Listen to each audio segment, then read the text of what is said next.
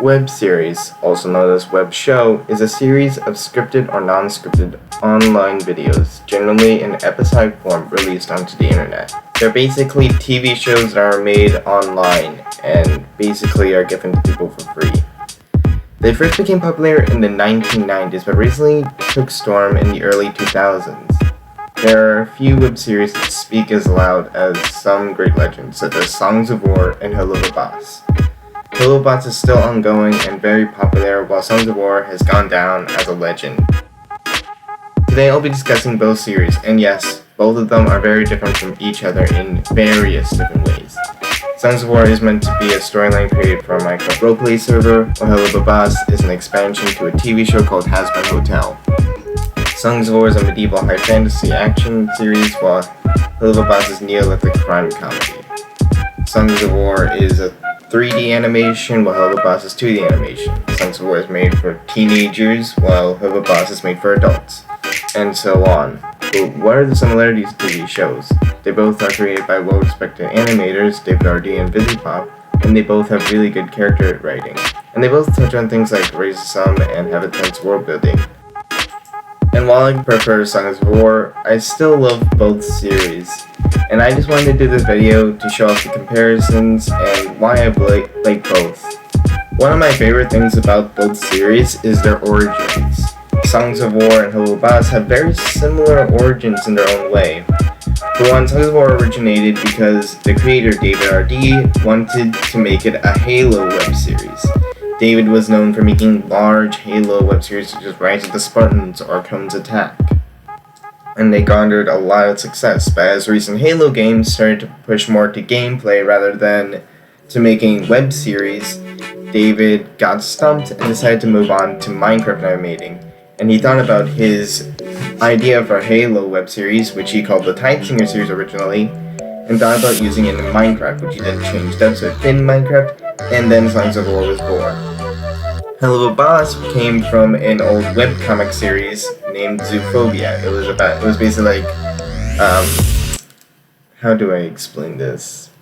Beastars, but PG, I guess. I guess that's the best way to explain it. And the characters in Helluva, or at least in Has-Been Hotel, were going to be side characters in the side plot to Zoophobia, but then it evolved into its own world. Then, characters in Helluva were going to be side characters in Has-Been Hotel. Blitz and Moxie were actually going to be side characters in their own side plot, and their business too. But they didn't really fit in with the more mature style that the show was going for, so they decided to be cut and turned into their own spin-off. Oh my god, I didn't even script this part, I just thought of it on the spot. That's why I'm stuttering so much. What I like about both series is how they basically start with their own humble origins and a unique vision, which ends up being completely different to what we get today. Like, Songs of War was going to be in Halo, and Helluva was going to be a side plot. So it's kind of nice to see how these stories evolve, especially with how storytelling and reimagining worlds can be. I, for one, can understand that. One of the things I like about both worlds is their, world building. Yes. This floor here is made out of. A brief explanation of both of them is that Helluva takes place in its own version of Hell, which is divided into 7 rings, each of it ruled by 7 princes representing the 7 deadly sins. Songs of War takes place in a supercontinent called Ardonia, which is ruled by many races and takes place 200 years after a cataclysmic event known as the Great War. While you could criticize Songs of War for just telling everything, they do have a similar way of showing the world that Helluva does. In both Songs of War and Helluva, they show off the world where by just having the characters walk around it. They allow the players to witness the amazing background that each world has and basically visualize it. Kind of like how this shot where Thalius and Sen are riding across Ardonia. They reach the heart of Ardonia, which is like a giant fantasy laser with floating islands and whatnot. And they also describe the world as becoming more unstable as you reach the heart of Ardonia. The background with Helluva is also amazing, as they basically have each ring represent the deadly sin or whoever rules the ring. Kind of like how the lust ring has this almost romantic vibe, or how the gluttony ring has like a hive mind due to Beelzebub, who is the ruler of this ring. What I like about both shows too is how basically the issues that their world building has easily are done by each other. So what I mean is how everything Songs of War is bad at, Helluva Boss does better, and everything Helluva Boss is bad at, Songs of War does better. Such as how I mentioned earlier, Songs of War basically just tells you a fair amount of the world. However, Helluva Boss shows you the entire world. You see the rings, you see the certain creatures, you see how the world works. But one thing Songs of War does better is how the world is consistent. With Helluva Boss, it's kind of weird how some things are inconsistent, like imps being fireproof, but then also they're not fireproof because they're wearing fire masks, and also the fact that white spots are meant to cause injury, but they also don't at the same time. It's really complicated, but I guess the main reason is because Helluva Boss is a comedy. It's not meant to be taken seriously.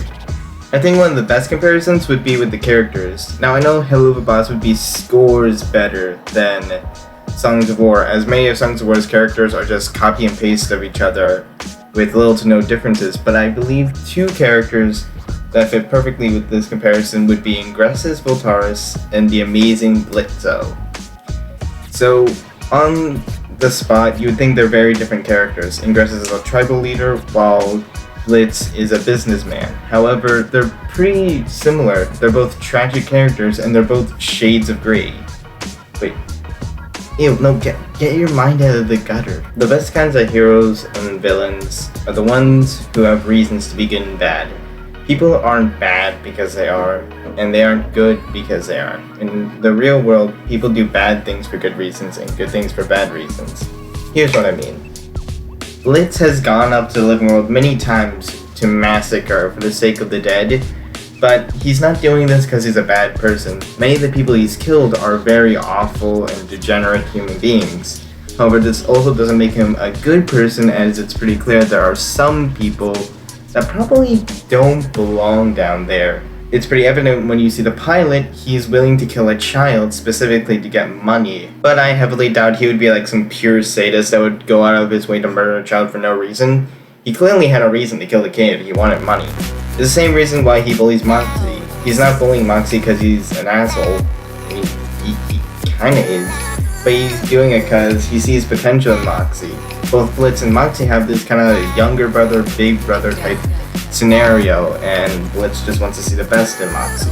That's the same reason why he motivates Moxie the first time they work together. It's also seen in his relationship with Stolas. Stolas was a demon prince who was caught up in a loveless marriage that left him depressed and emotionless. However, when he met Blitz, his life turned around. This isn't, however, Blitz's way of being a good person, or actually his actual real love for his family, for Stolas, because it basically nearly ruined Stolas' family. Blitz was doing this solely for the Grimoire, his only ticket into the living world. However, as the show progresses, you can see there is some sense of emotional attachment between the two. This might also stem from Blitz's backstory. It's not really known entirely what Blitz's history is, however, what we do know is that he was a circus clown, or at least an acrobat, who basically had a close bond with his friend Fizzaroli and didn't act with his sister and mother. But an incident happened which caused his sister to become famous, Fizzaroli to leave, and something happened to his mother, and Blitz to get his scar. Later on, Fizzaroli would have a robot take Blitz's place, and Blitz would quit the circus life to become an assassin. And no, he did not join the Assassin's Creed, he just became a hitman. Ingressus' story is a bit more clear in the sense that basically what we know is that he was part of the Voltaris clan, one of the youngest and most innovative of all the Ardoni clan. And their experiments with the songs is what caused the Prime songs. All the other clans grew insane from the Prime Song's influence, henceforth they banished the Voltaris, denying them a piece of the power. This led to many of the other Ardoni clans hunting Voltaris down like fair game. This led to Ingressus, who was the prince of the Ardoni clan at the time, become orphaned and end up alone on a waterfall. Here he was discovered by the Notorious clan, and Aegis Nestoris took him in as an adopted son. Ingressus wanted to join the tournament not because of the Prime songs, but mainly so that he can prove to everyone that Voltaris aren't all bad. However, this really didn't fit well with the other Ardoni, who cast him aside and caused Ingressus to go insane thanks to the influence of the Prime songs.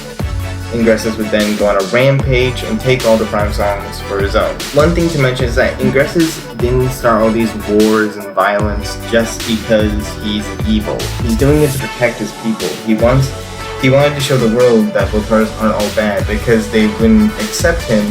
He decided to strike back with a vengeance. Both these characters on paper may seem like just senseless, violent people, but when you dive deeper into their characters, you realize there's something really sad about them. Ingressus lost his entire family to war solely because they were Voltaris, and his people were treated unfairly and basically like dirt. While it's not clear what happened to Blitz's family, it's pretty clear that he basically lost them. You can see in the scene with his phone, he's just mourning the loss of his family, staring at the picture of them and crying. And I love how both these people get such emotional moments. Ingressus gets emotional moments like, say, his death scene, where he contemplates on all the mistakes he makes. And obviously I mentioned all Blitz's emotional moments too.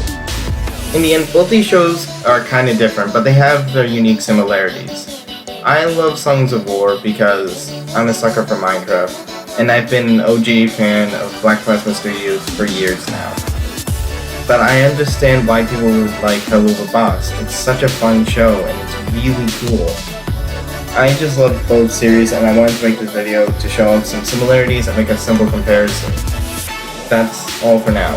If you enjoyed this video, please be sure to leave a like, subscribe, all that sort of stuff, and I'll see you next time. Bye bye. Hey guys, so I wanted to make this video like back in June a while ago, but like I could never get around to it. Like, I wrote an original draft of it on Reddit like a few months ago, and then I revised it on Google Drive. Like, I can probably find the post and probably link it in the comments for you guys.